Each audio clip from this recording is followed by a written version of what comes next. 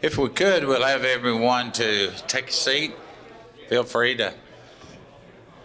There's some pastries or bagels, whatever they call them over here. Donuts, water, coffee.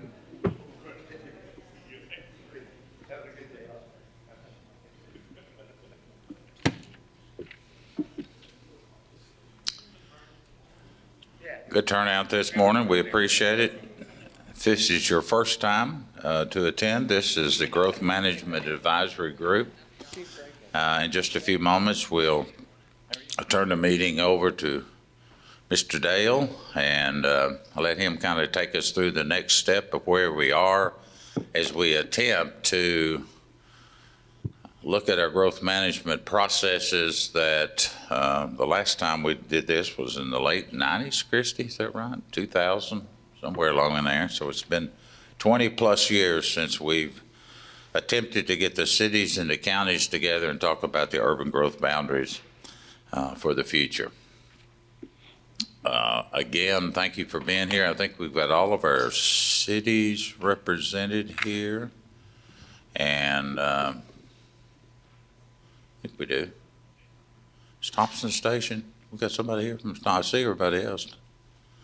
We don't have Thompson Station here, do we?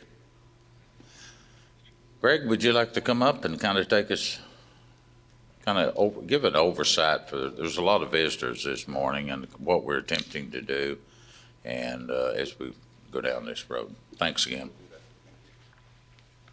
Thank you, Mayor. Good morning, everyone. My name's Greg Dale, especially for the new folks. I'm with McBride Dale Clarion. We're a consulting firm that does community planning-based work. I've worked in a lot of the communities in this area, but more particularly for this process, I've been asked to be essentially the facilitator of the process. And I'll describe a little bit more about what that means.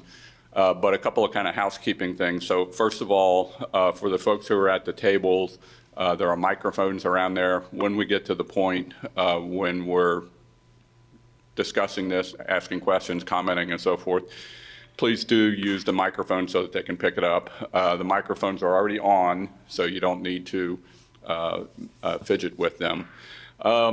So we do have some guests here, some more guests than we've had in the past. So a couple of things. First of all, just so you know, this advisory group is here as a forum for discussing the countywide growth management planning process. Guests are welcome. We're glad you're here. We'd be happy to talk to you after the meeting or outside the meeting, but at this point, just so you know, this is really a meeting for discussion of these groups. So we're happy that you're here, but there's not a public comment period as such. And particularly for the guests, and maybe for some of you who have been in and out of this process, let's just take a real quick run around the table and just introduce yourself, your name and what jurisdiction you're representing. Mayor Anderson, you know, obviously. Roger Anderson, Williamson County Mayor. Vernon Gerth, Assistant City Administrator, City of Franklin. And Rick Schultz, Planning Director for Town of Nolensville. Farwer, Planner, Nolensville. Kel McDowell, Williamson Inc. We're the Chamber of Commerce and Economic Development Organization. Chuck Barber, Middle Tennessee Electric. Jeff Davidson, United Communications. Jim Hageman, Mayor, Spring Hill. Calvin Abram, Director of Planning for the City of Spring Hill. Emily Wright, City of Franklin Planning Department. Eric Stuckey, Franklin City Administrator. Kim Moore, Franklin Mayor. Kristen Korn, City Attorney, City of Brentwood. Kirk Bednar, City Manager of Brentwood. Jeff Dobson, Planning and Codes Director, Brentwood. Chaz Morton, County Commissioner, 9th District. Judy Herbert, County Commissioner, 2nd District. Jason Golden, Superintendent for Williamson County Schools. Will DeMountain, Longest, Williamson County. Jeff Munn, Williamson County Attorney. Christy Wright-Son, Williamson County Attorney for Planning and Brentwood. Mike Madison, Planning Director, Williamson County. Thank you. So for those of you who are new to this process, this group represents a mixture really of two groups. One of them is what's called the Advisory Committee, and the other one is what's called the Planners Group. So a lot of the planners that you heard introduce themselves have been working on this parallel to this, to these meetings. So let me talk about what we want to get accomplished today. Obviously, I want to give a general update to what's been going on here in this process. But the real purpose of this meeting, if you remember back in December, we wanted to schedule a quick follow-up meeting after the proposed growth boundary maps were presented to you. And the intent was to essentially just consider that to be a continuation of the meeting, to give you time to digest those maps, think about them, talk to your colleagues as needed, and then come back. And the intent was we were not going to try to put a lot of new information on the table because we wanted to process this. Then we had the delay. So in the meantime, there have been a couple of things that have been going on. So the main activity that's been occurring is that your planners, that is the planners group representatives from your communities, have been working to draft the reports that would back up the maps that you saw at the last meeting. And just to remind everybody, should this advisory group turn into the coordinating committee and end up submitting this growth plan for approval by the local government planning advisory committee at the state level, there's a fairly rigorous requirement for things like showing how the growth areas that are identified are based on population forecasts and the ability to provide public services and facilities and utilities. So the staffs have been busy working on that. We have some of those in draft form, some of them are still being worked on by the community. So that's been the main activity that has been going on. And during the course of that, there have been a couple of adjustments. Jeff from Brentwood is going to come up and show you a slight tinkering of Brentwood. We'll explain that as we get to it. And so there'll be some other things like that. But mainly, we're going to get to a point where we want to hear your comments on the maps and then talk about where we go from here. Just, you're going to see, I think I've got 3 or 4 slides here that are slides that you've seen at this committee level, but I think it's worth refreshing your memory of, and that is we really have identified 2 things on our agenda for this group to address, this group and the related planners group. Number 1 is the boundaries, obviously, and that's what we're working on. That is revised boundaries as needed by the communities that would make adjustments to the growth boundaries, or in the case of the county, the planned growth areas. Keep in mind that we're in a process here where, in order for this to be successful ultimately at the state level, all of the jurisdictions need to come together to approve this. So each of your sets of elected officials, your city council, county commission, and so forth, will be asked to recommend approval of this. And then there are some public hearing requirements that are involved that we can talk about. But the first part of this is try to agree on those boundaries. The second part, though, and for those of you who participated in the symposium, the second part really deals with coming up with implementation strategies, probably in the form of some variation of intergovernmental agreements, interlocal agreements, memorandum of understanding, whatever the mechanism is that those end up being developed in, is to come up with the implementation strategies and agreements that are needed to make those boundaries work better. And we've talked at this group about some of the things that are on the table to be addressed. What happens when property's in a growth boundary, but the community's not ready to annex it? What happens in that interim? Those sorts of questions, and then there's a whole series of related questions about that we'll get to. We're not there yet. We're still focusing on the boundaries, and we've said all along that we, certainly as a facilitator, we will stay with that part of it as long as we need to get to a point where, frankly, all of the communities agree. Because like I said, if this is going to work, all of the communities have to agree on this. So if it takes 1 more meeting, that's fine. If it takes 3 more meetings, we'll just keep at it until we get to that. So that's really what we're up against here. I do want to refresh your memory. I don't want to belabor this, but I think it's worth revisiting, and that is early on in the process, one of you, I don't remember who it was, said, hey, can we identify some guiding principles up front that are going to guide us in this process? And we worked on that. We presented those to you. You see them summarized here. There's full sentences behind this. But there are a couple of things in here in particular that I think are important to highlight. Obviously, we agree we're coordinating growth planning.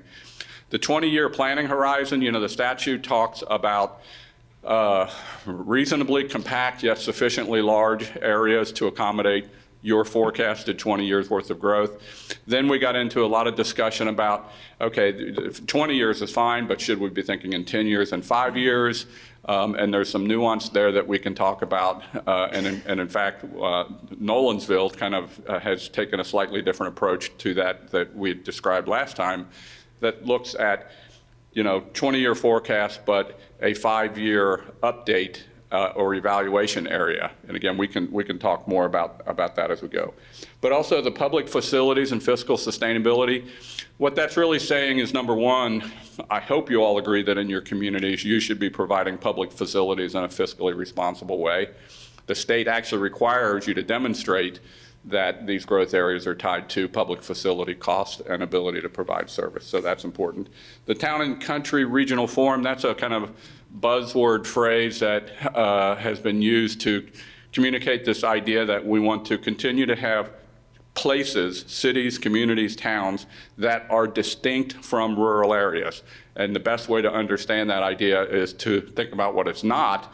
What it's not is a sprawled pattern where everything starts to look the same. So in the comprehensive planning process for the county, that idea of rural preservation was really important. And this concept of what planners call regional form, which is, reasonably compact growth areas and protected rural areas. I don't think I have to belabor that. You all know what that means. Natural resource protection is pretty self-explanatory. Respect local autonomy. We've said all along that you are at this table because you want to be at this table, right? And to the extent that this is going to be successful as a regional growth management strategy, it's going to be based on a lot of trust tied up in intergovernmental agreements and so forth. But ultimately, this is not about any jurisdiction giving up autonomy, and we respect the importance of that. Build on local planning. One of the things that we've realized as the different planners from the different organizations have worked on their growth areas is that they're not just coming at that as a blank slate. They're applying their own history of local planning. They're applying their own comprehensive planning. They're applying their own long culture of local planning. And then finally, the intergovernmental agreements. We talked about that we believe that in order for this to be successful in the long term, these maps need to be supplemented by that. I think you know all this. I think you know that your planners have been busy working. A lot of you, probably most of you, have been involved in your own communities, in your own growth boundary planning. I know all of your communities have had one form of citizen engagement or another, whether it's online or public meetings. You all have been doing that differently, keeping in mind this is a part of the advisory group process, and that if this turns into the full coordinating committee process, there are other public hearing requirements that are involved in that. We're not talking about those yet. We're just talking about what you've already done. So I don't know that there's anything else I need to add to that. Okay. So with that, let me stop there and see if the advisory group has any questions about process, because frankly, what I'm going to do at this point is to, well, I was going to say I would open up the comments, but I want to do two other things. And Jeff, get ready to come up and talk about the Brentwood issue. But in the meantime, are there any questions about what I just said? Process or anything like that? Okay. All right, so Jeff, why don't you come on up and see if you can fire this. All right, so we have two things, and you know what? Let me take care of one issue before Jeff gets started. So this map this is kind of the big ta-da map, right? This is a map that shows the additions and deletions of growth areas. And keep in mind, this isn't just about adding. This is, in many cases, about removing areas that we're in. You've seen this map. I think it was sent to you again just last week or earlier this week. So hopefully you've had a chance to study it. There is one little area. It's kind of actually even hard to see, but Does my cursor show up on there? Okay, right there, you see that little yellow area? That was an area that was kind of an overlap between the growth areas of Thompson Station and Spring Hill. Is Calvin here? Oh, hi, Calvin.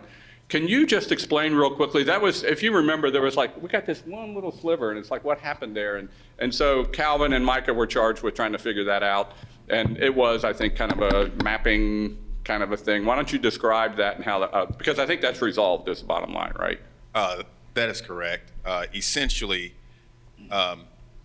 as it was stated, that was essentially a mapping between Thompson Station and the city of Spring Hill, where we had a slight bit of an overlap in that particular area. Talking with Micah, we worked together to identify that was indeed the issue, and ultimately we revised that so that overlap no longer exists. Okay. If anybody has any questions about that, I'm sure they can answer it, but it's really a pretty minor kind of thing. All right, and then second, Jeff, why don't you come on up? Let's.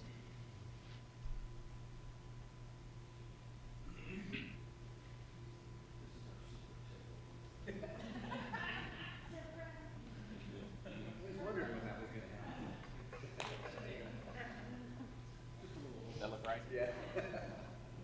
That looks right. All right, so let me set this up. So if you remember last time, we said that Brentwood was the only community that was proposing no changes to the urban growth boundary. So what Jeff is going to talk about is I think a small issue where there is a request for a small change. Anyway, you can explain it. Thank you, Greg. Good morning, everyone. When I stood before you, which one?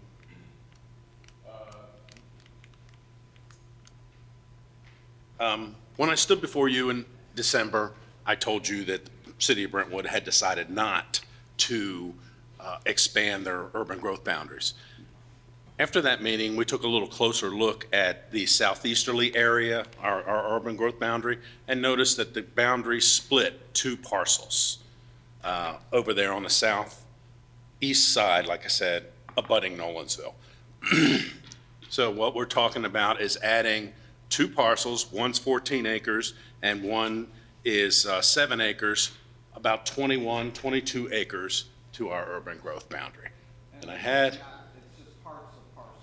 yeah, the split parcels. Mm-hmm. Well, they are in the rural area and they are zoned RD1. This is the map that I showed you in December. This little area here where the red ellipse is the area that we're talking about. If you go to the next picture, we're talking about this area. That red line is the town limits of the town of Nolansville. Hey, Jeff, can you use the mic here? I'm sorry. That's okay. Our urban growth boundary is the purple, while Nolansville's is the green. We're talking about this area between the red, it's to the west of the red line, and there are two parcels involved. You can see the parcel lines there. Like I said, the top one is 14 acres, and the bottom was in about 7, so I figure it's about close to 22 acres that we want to add. So if we go back to that, and then we go back to this one.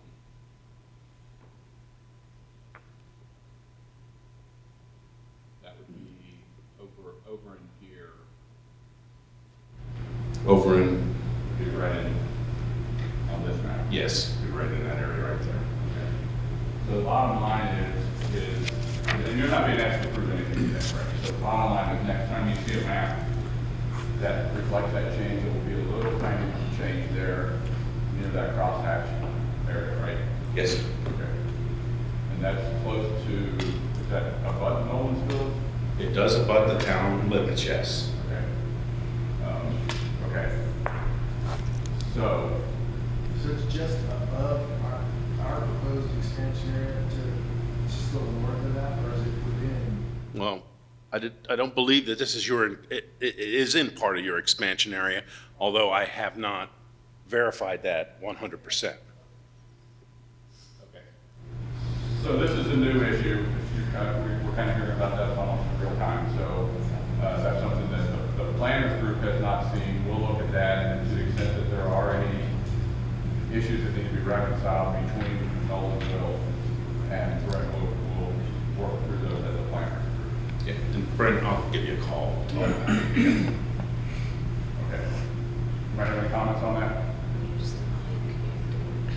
Okay. Thank you. Thank you. Sorry for breaking the clicker.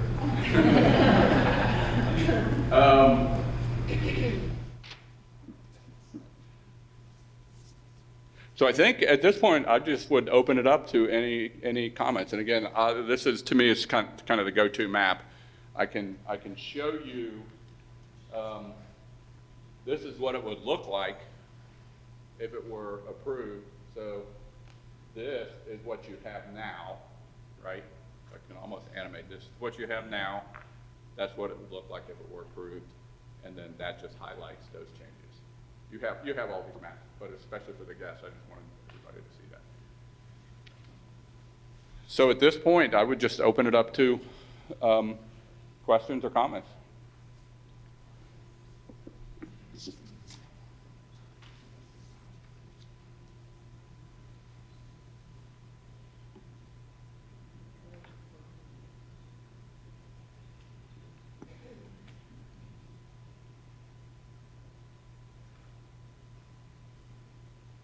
Should we kind of go around and let's just call on the jurisdictions. Anybody from the county have comments that they want to put on the table?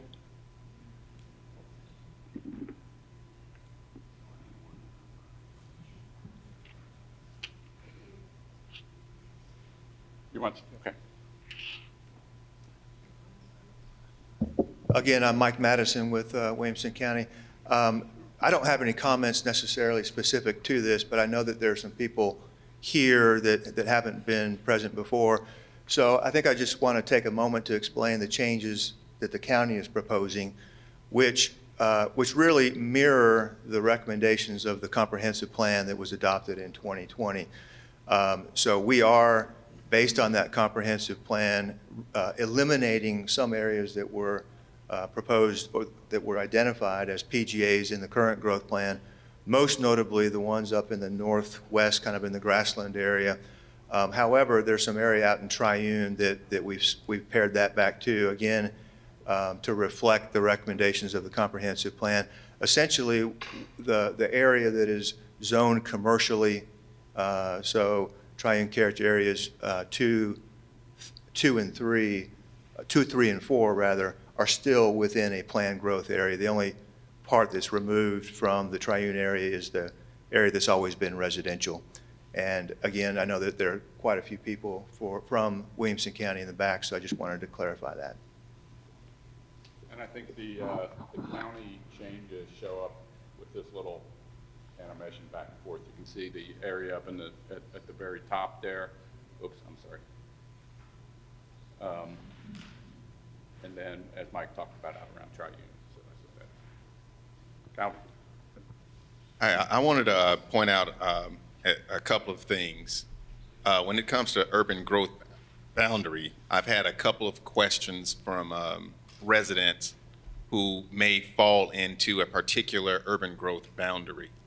And in Spring Hill, we did multiple outreaches of community engagement and to receive comments as well. However, I think what we could possibly expand on is sharing with residents that the incorporation of the urban growth boundary doesn't mean their properties are annexed into any municipality. Right. It just means that that is the agreed upon urban growth boundary for the municipality. However, the property owner has to complete the formal application and process through the applicable bodies and boards in order to annex into that municipality. If they do not want to annex into a particular municipality, they don't have to do anything. If they, the property owner, does not submit the application to annex into a particular municipality, they won't have to adhere to any rules, zoning regulations, or anything of that municipality until they determine when they want to annex into that particular urban growth boundary. And that was it. Now, that's a good summary that I suspect a lot of you have had very similar conversations with residents in your individual communities. Okay. No particular order. Is anybody here from Fairview? Is Mike Sullivan here, or anybody else? Okay. Jafar, do you or any of the folks from Nolensville, do you have anything you want to add or questions that you want to ask about these areas? Oh, hold on. I'm sorry. You really need to use the microphone, please.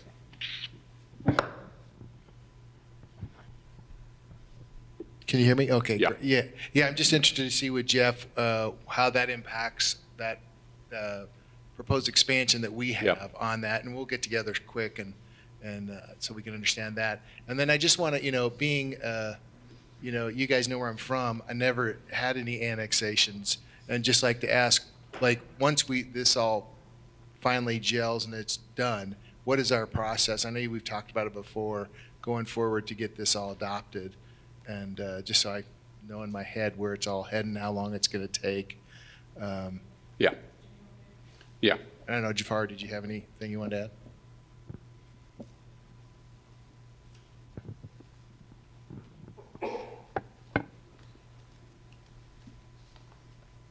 Hey, Christy Ransom again. And I'll just kind of briefly go through what the approval process is for the growth plan, which again is separate from annexation for the room.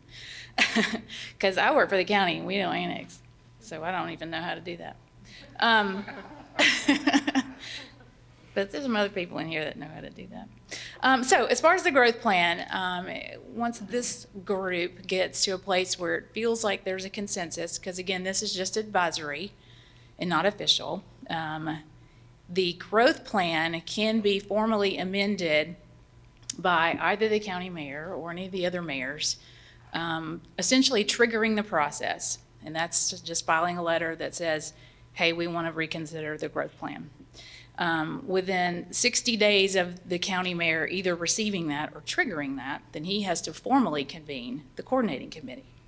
The coordinating committee membership is established by statute, and it's essentially representatives of each of the municipalities and the county, with a couple of other additions, representatives from economic development, from the school system, from some additional appointees from the largest city and from the county, and then utility representatives.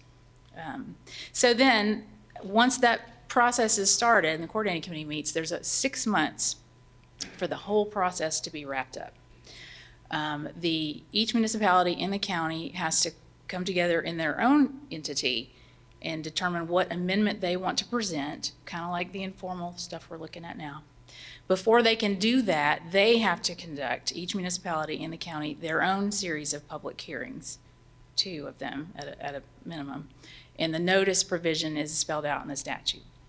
Once that happens, then each municipality in the county, should one want to make an amendment, not everyone's required to, has to present that change to the coordinating committee. The coordinating committee discusses it, and then the coordinating committee itself has to conduct 2 public hearings. And there's notice provisions in the statute.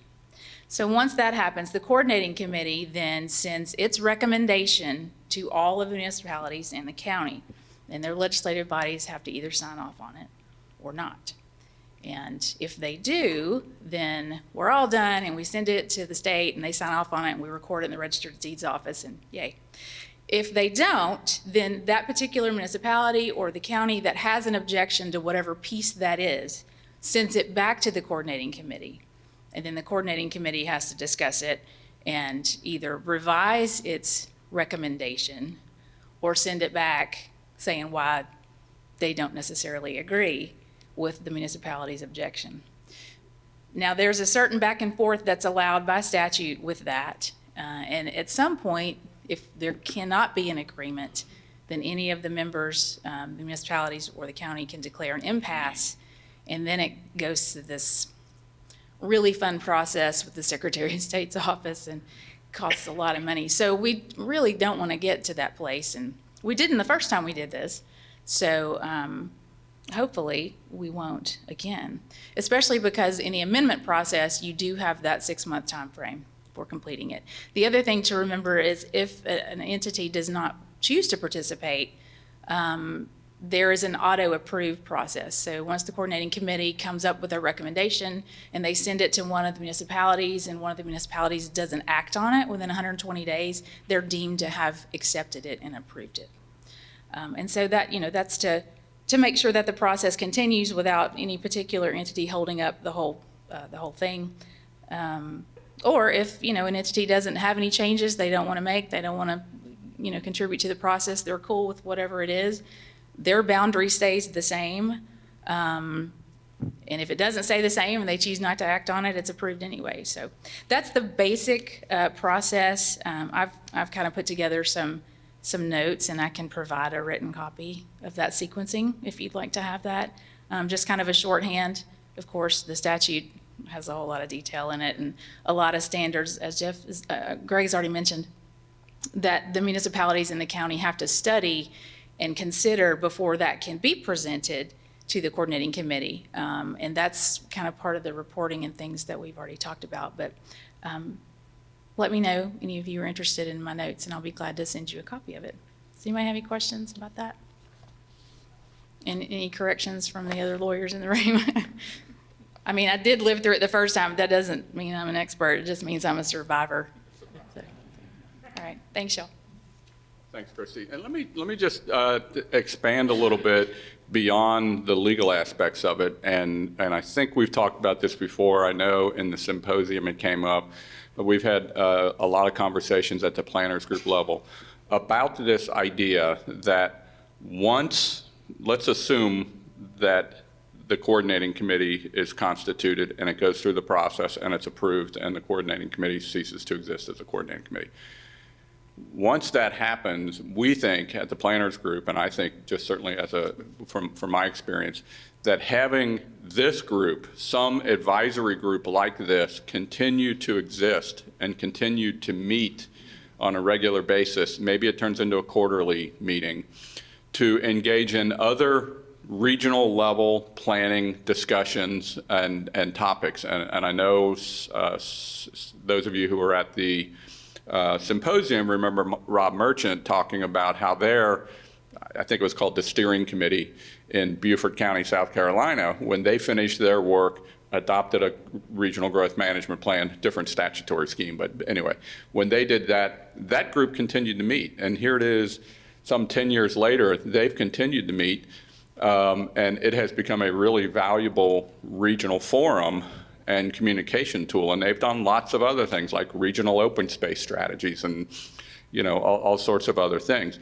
The reason I mention that is that if that were to happen, then this process doesn't have to be a once every 20-year big year-long process like this. If you agree, and I would urge you to agree in this process that we're going to continue to do that, and in 5 years, we're going to revisit this, or whenever we need to revisit it, that's not going to be such a big deal, such a major undertaking as this would be. So, hopefully you can see how in 5 years, you might go back and look at your boundaries and say, oh, yeah, we need to tinker with them, or we're kind of like Brentwood. Nope, it's worked pretty well. Let's just keep going. So I think that, to me, is a really important part of this process, along with whatever intergovernmental, interlocal agreements, memorandum of understanding, whatever those are, whatever these mechanisms might be for your jurisdictions to agree in terms of how you're going to approach making this work over time. Well, that's a really long answer to a short question, wasn't it? Thanks. Okay, I was kind of going around the room. I lost track where I am. Thompson, yeah, Mayor. I can't read the ledger over there, it's probably self-explanatory.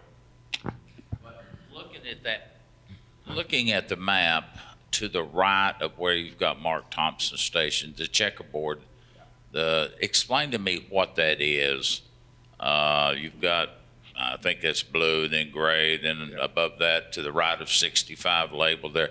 Talk me through that. Then out in the middle of the unincorporated area, you've got some checkerboard or small purple areas. Can you take me through that, you or Mike, one of you? And Mike, you might want to come up and be prepared to answer the one about the county. But and just in terms of the legend, the blue checkerboards are additions. So which ones are the blue for us that are colorblind? Yeah. So these are the two areas. Can you see my cursor okay? No. Oh, okay, sorry. I'm going to have to give you a general description. So you see Nolansville up there, and you see the blue areas to the south of Nolansville. Those are the proposed additions to those areas. And those are the additions that Brentwood was just talking about, or is that the addition of what Nolansville wanted? That's what Nolansville wanted, and the question that's come up in terms of what Brentwood is now looking at is whether or not there's any potential conflict or overlap between those two. So I think what we heard is those two jurisdictions. So that's more to the left of that Nolansville yellow area, is that correct? Is that right, Jeff? Yes. Yes, okay. And then I'll go over to the northwest where you see Fairview, and those two blue areas, blue checkerboard areas, are where Fairview is proposing to add their urban growth boundary. And then the red is where they're removed. So you see up to the north of that, all the way in the northwest corner, that's where Fairview is proposing to remove growth area. And so that would automatically go back into the unincorporated area? Well, it's already unincorporated. It would be outside. It would no longer be in the okay, urban growth boundary. Yeah, Yes. no more. Right. Okay. Right, exactly. Continue on, I'm Yep. sorry. And then you can see kind of flanking, well, let's look at Franklin. So Franklin is proposing to remove some area to the northwest. You see that red crosshatch up there. And then down to the south. So Eric, where is that at? Why don't you describe both those areas while you have the mic? Yeah, so we're removing, it's the Gentry Farm area and the area just north of that. I'm drawing a blank on that property owner. But both of those, we've done some broader regional or smaller area planning in that area, and those property owners wanted to remain either ag or very low density development and did not want to tie into centralized sewer. So to kind of lock that in, this is part of doing that, is taking them out of the urban growth boundary, and that was a consensus with the property owner and fit where we were planning wise. The southeast addition, essentially one of our principles is to match infrastructure planning and drainage basins. So this adds some areas in the southeast that fit that drainage basin and can be served with our centralized sewer system. So we're adding that component in the southeast. And then as you go on south to Thompson Station, you can see both to the right and left of Thompson Station are the crosshatch area. And those are the areas that they're proposing to add. And then similarly, you see the crosshatch areas to the right and left, to the east and west of Spring Hill. Spring Hill, just for everybody who's new to this, gets a little complicated because they straddle the county line. We're just looking at the part of Spring Hill in Williamson County. And I don't think, if I remember correctly, just seeing there's no red. I don't think the Thompson Station or Spring Hill are proposing to remove any areas from their growth boundary, so there's no red there. And then the other spots around the county that you talked about, Mike, you can explain those if you want, but those are basically the villages that have been identified as the growth areas, like Leapers Fork and. Right. And Mayor Anderson, I'll quickly just cover the red and the blue for the county. Starting in the northwest, the portion that is north of the purple, Franklin, and west of Brentwood, those are areas that are currently PGAs that, because the comp plan recommended lower density, we're removing those. Similarly, on the western side, the part that's removed there in red, the northern part of Triune that's always been strictly residential is coming out. And then the blue areas in the unincorporated county, as Greg said, correspond with those villages. So you've got Grassland, you've got Leapers Fork, Triune, and College Grove. And then the two that are, I guess, just to the west of Triune are those little areas in Arrington and Rudderville, because the comprehensive plan suggests that those be turned into villages at some point.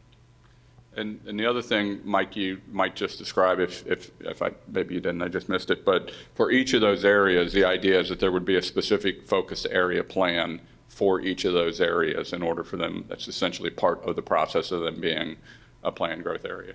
And we've already done those area plans for the four villages, Leapers Fork, College Grove, Triune, and Grassland, but yes, in terms of Rudderville and Arrington, those would only become villages following a special area planning process. And Mike, where it's, I'm coming from, drop down below Nolensville where the red and then it looks like beige color. Explain to me what that is. So that is a planned growth area that is already in the growth plan identified as a planned growth area. That's kind of the heart of Triune. So centered around Highway 96, Horton Highway, Nolensville Road, and the I-840 interchange. That's already a planned growth area, and it's proposed just to remain. But you've taken a substantial portion out of that. The area that's hatched in red, yes. And so for just a general question, if a city is wanting to grow their urban growth boundaries, can you touch on it from a legal standpoint, Christie, or someone about being able to provide the services in that community? Because from the county's perspective, as we heard from the county commission meeting and we've heard from budget meetings, we have some areas that don't even have fire protection or police protection. And how do you demonstrate that you're providing some of these services and you're not making any headway to do that? I mean, I have to be able to understand from a budgetary standpoint when I've got some cities that don't have police or fire. And the sheriff, which is hitting our budget, and the cities aren't stepping up. Now, I know that's putting people on the spot, but by the same token, the county side of general government is funding some of these operations. Now, it's fine with the cities and the counties where we're all working together, but in a lot of these areas, the counties is doing the heavy lifting. Well, actually, I'm going to put somebody else on the spot and really kind of punt this to the city attorneys in the room, because there's a plan of services that's required before an annexation can be approved. Now, how that fits into these plans for future growth and the urban growth boundaries, I'm going to need to punt that to the city. So let me just talk about, oh, I'm sorry. Did you want to make a comment? Yeah. Hi. Well, I can share what Franklin has done to be in compliance with state law. Once a plan of service is adopted, we're obligated to report the progress of extension of our services every year to the Board of Mayor and Aldermen. And some of that coincides with the progress of the development of the property that's being annexed, that's covered by that plan of service. And if I would offer that over the last several years that is where the state legislature has got involved for tweaking or really changing the annexation laws that require it to be generated by the property owners, because there have been jurisdictions that haven't followed through on those plans of services. And that impacts somebody like us that wants to grow our infrastructure in an efficient manner. Hopefully that answers that question, that as jurisdictions, if we have urban growth boundaries and we annex those properties into our corporate limits, we've got to follow through with providing the whole package of services, or else state legislature gets involved and we get in positions as we do today. Well, and I'll just follow up on as far as the state statute in relation to the urban growth boundaries.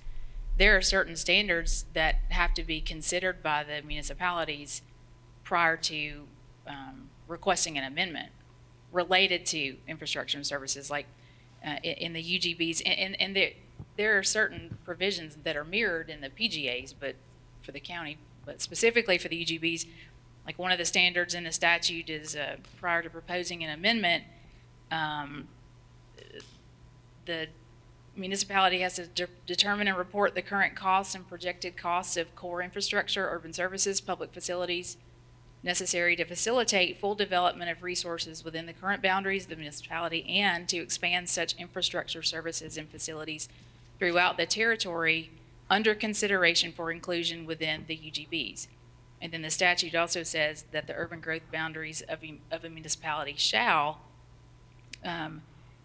identify territory, amongst other things, in which a municipality is better able and prepared than other municipalities to efficiently and effectively provide urban services.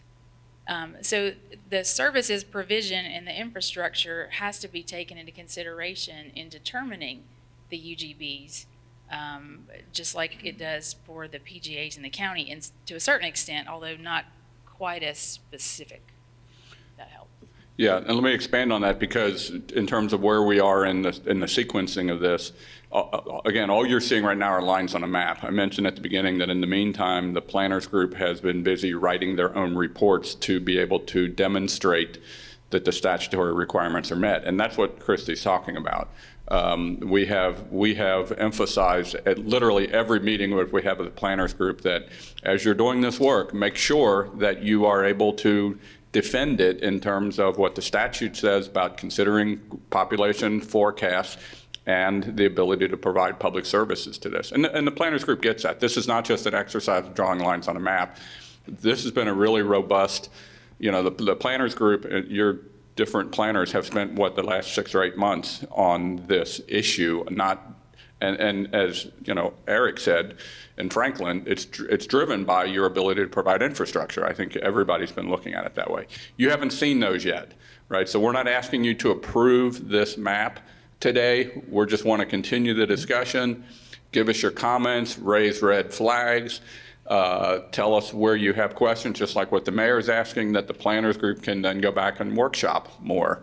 But there will be a point where you see not just the maps, but you see the narrative, written narrative and analysis that hopefully justifies where those boundaries are. So that's where we are in this. So again, what we're looking for here is any other questions or comments, just like what the mayor is asking, that you want to put on the table, because ultimately it's going to come back to you. You're going to have to be comfortable with it. So, well, just as a follow-up, I don't see how the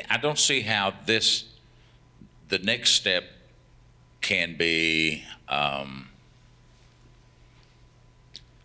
I think the advisory group is flushing out some of the issues that we have. That's the bottom line. Right. But if all the municipalities and the counties cannot agree, then it just, as Christy said, then there'll be no change. Right. Is that what I heard you say? Essentially, if we don't get to a place where there's a general but informal consensus, then presumably no one would trigger the official process. If the official process is not triggered, then the current map stays in place. Which would be such a shame, because you get one shot at this every few years. And, but you're gonna have a difficult time with some of these areas when the municipality is asking for more land than they can service currently with what they've got. And nobody wants to say that. And you have to be realistic here that it's taken us 20 plus years to get back to this table again. And there's nothing to say in 5 years or 10 years you couldn't continue on with this process.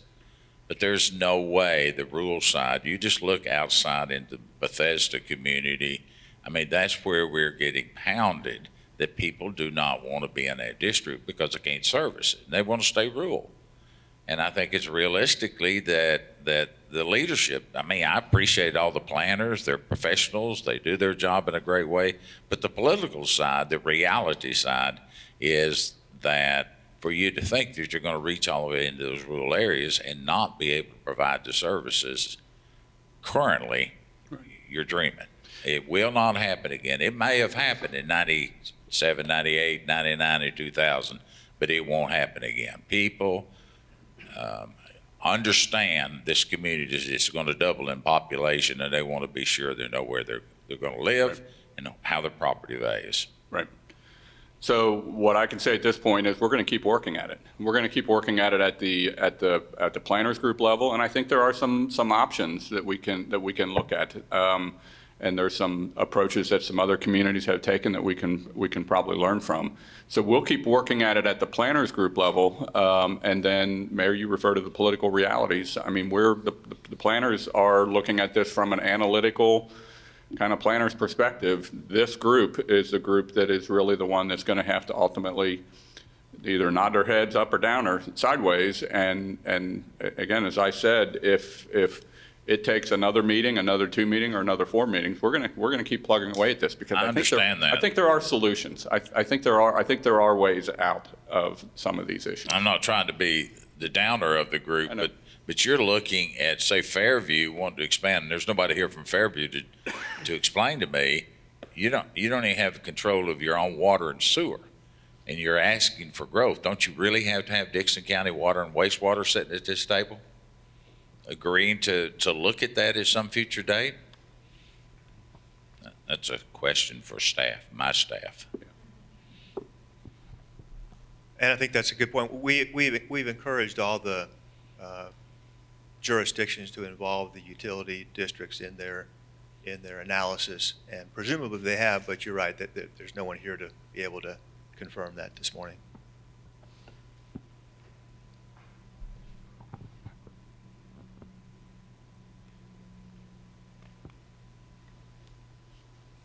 Other questions, other comments?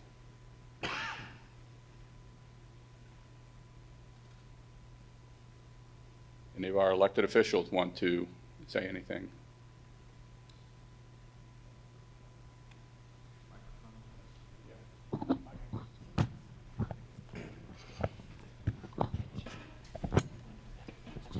We meet in the middle. Thank you. Chaz Morton with the county.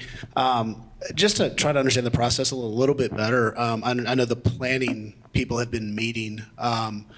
Has there been any input from the political side, or has this just been planners?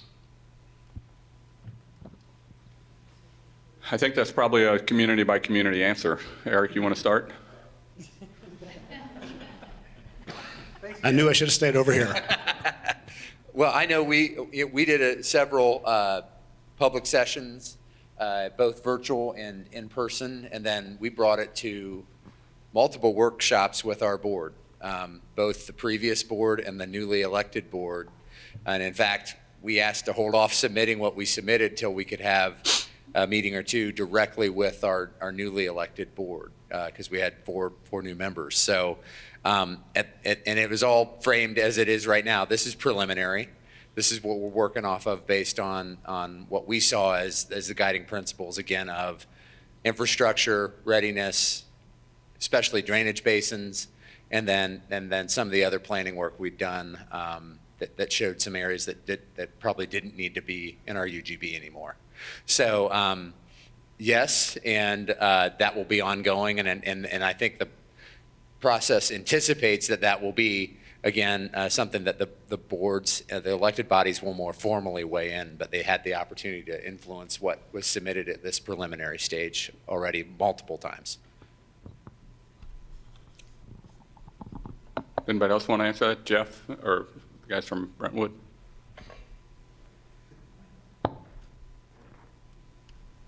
Oh, yeah, go ahead. I'm sorry. Yeah. Oh, yeah, you said Brentwood, so I was looking that way.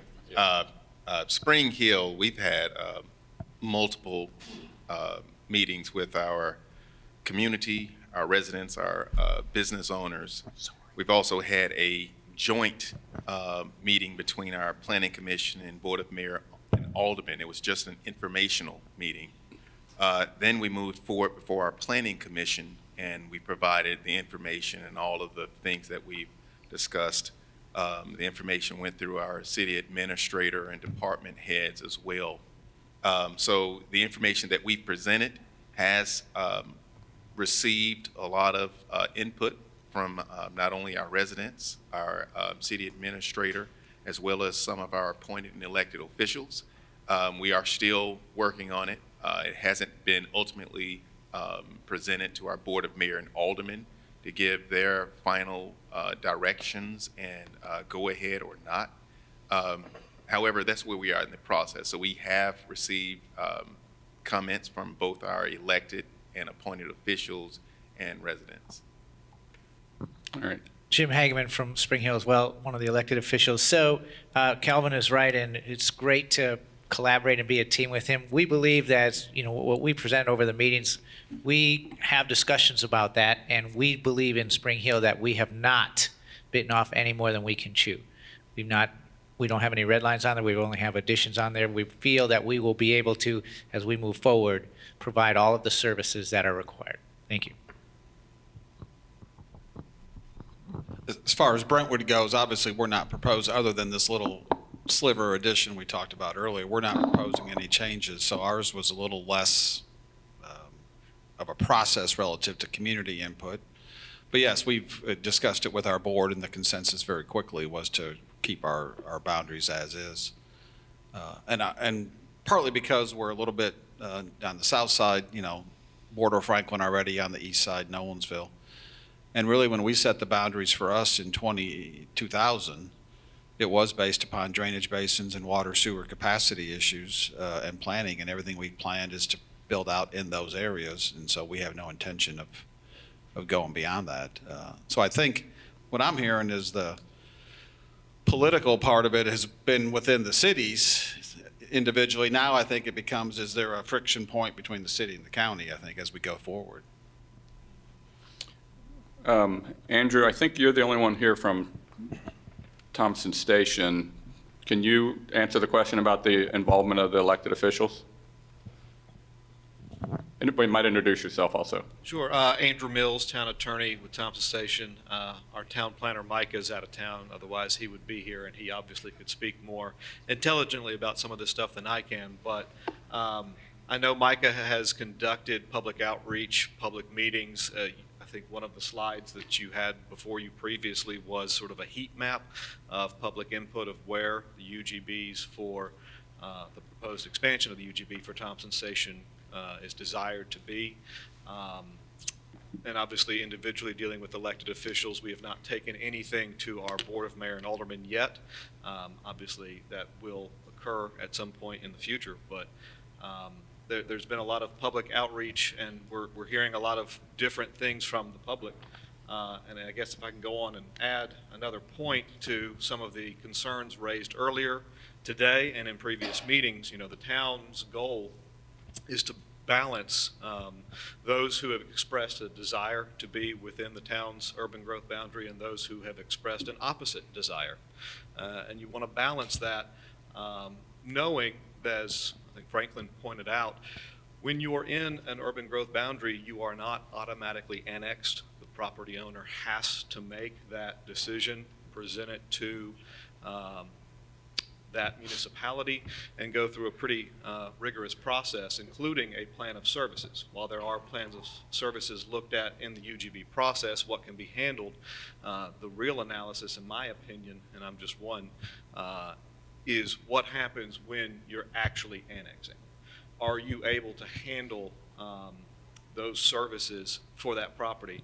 And a municipality could turn that down even though you're in an urban growth boundary. So In light of that, and in light of the balance that the town's trying to seek, the input from individuals in this meeting and the public that the town has been hearing from, the town is considering looking at a scaled back version of its UGB, different than what you see up there, similar to what Nolensville has proposed. Originally, what you saw from Thompson Station in the slides, I guess it was a previous meeting, we had delineated a 10 and 20-year urban growth boundary just to kind of show how that expands. The town is considering kind of reforming that, similar to what Nolensville did, but based upon considerations that I think we have discussed between the attorneys for the municipality, the county, and Greg, in that is the advisory group going to stay active? Is there an understanding that this would necessarily need to be revisited long before 20 years? So looking to all of that and the short and long-term benefits, the town's looking to balance both service needs, anticipated growth, and knowing how the annexation process works through input from this body and the public. Thank you. Commissioner? Okay, I'm going to speak for the citizens in the rural areas. As y'all can tell by my accent, I'm a farm girl anyway. I think sometimes these planning directors don't understand the people in the rural areas that are on farms. They understand what Spring Hill's saying is that doesn't necessarily make you in the city. What the cities don't understand, when you're in the farm area, you don't want to have anything to do with the cities. You don't want to be in their urban growth boundaries. You don't want to be in the city. They're out there for a certain reason. And I hope when they call you, because I have a lot of them contacting me, that you will listen to what they're saying. They do not want to be in your cities and respect their right because that is their property. I just don't think y'all, and I'm just going to get down to the nitty gritty. There's always the gossip that goes on where, hey, I told this community I did not want to be in their city. And the next thing I knew, I got a tax bill. There's those things I hear. So they don't trust the cities. They don't want to be in the cities. And y'all just need to understand what's being said out there in the community.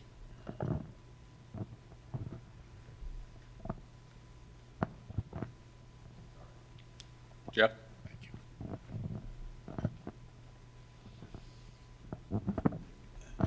I think another important thing to remember, because we talk about obviously under the annexation law, nobody can be annexed unless they ask to be annexed. But this comes back to a little bit to the county growth plan and the county zoning, I think, in that those hatched areas right now that are being added, and Mike, correct me if I'm wrong, today those have now been zoned 1 unit per 5 acres, correct? That are not now in urban growth boundaries, but are in the county? The cross-hatched areas? If those get added to an urban growth boundary, are they going to be rezoned to MGA 1, or are they going to stay 1 unit per 5 acres? Because I think that's an important part. Even though there's people that live in that rural area may still technically have the ability to say whether they get annexed or not, if all of a sudden their zoning is now back to a 1 unit an acre density, what pressures does that put on them from development issues and those kind of things? Yeah, that's a good point, Kirk. And I think I mentioned before, and Greg has, that's one of the things that we'll be really looking at, in the second part of this. We've got the boundaries, as Greg said, but then we also need to talk about, policies and strategies to make those boundaries work the best.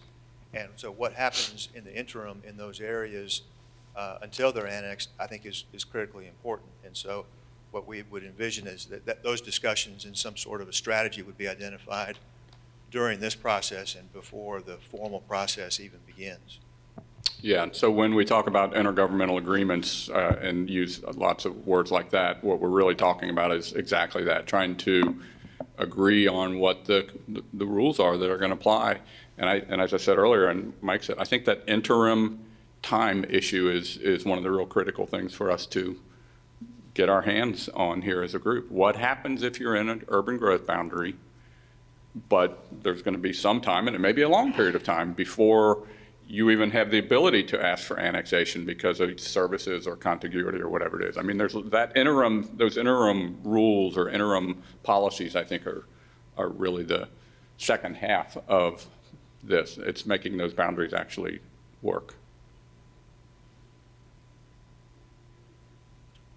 Okay, no, I'm glad we're having this conversation, you know.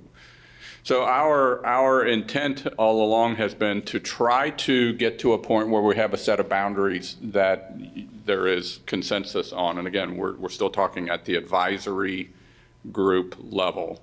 And then move into discussion about those. We've used lots of different words, the implementation strategies that are needed to make these boundaries work effectively.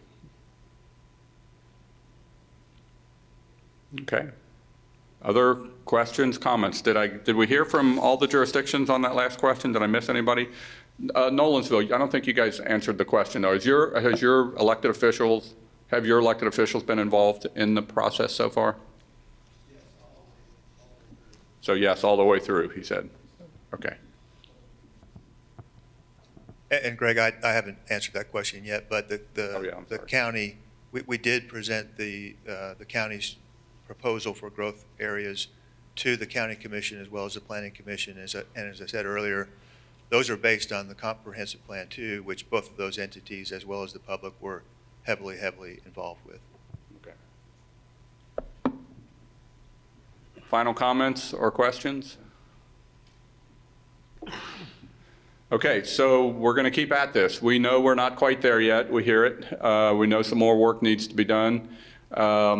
So we're going to keep working through that. And I think the next big development in the process, I think, is going to be the continued development and drafting of these reports from the different jurisdictions that you will see. Those will ultimately, assuming we keep on track here, those will get pulled together ultimately into a growth plan, a strategy that will try to tie all of this up. But again, we're just going to keep working this with you as long as we need to keep going. I think we're making really good progress. I think we're narrowing down the issues to a couple of key issues, and I think there are some productive things that are happening to do that. So we're going to keep going with it.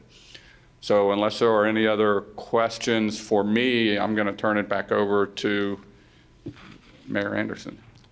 Well, thank you. Appreciate everybody's input. As you can see, we still do have some, at least another few meetings to go. So,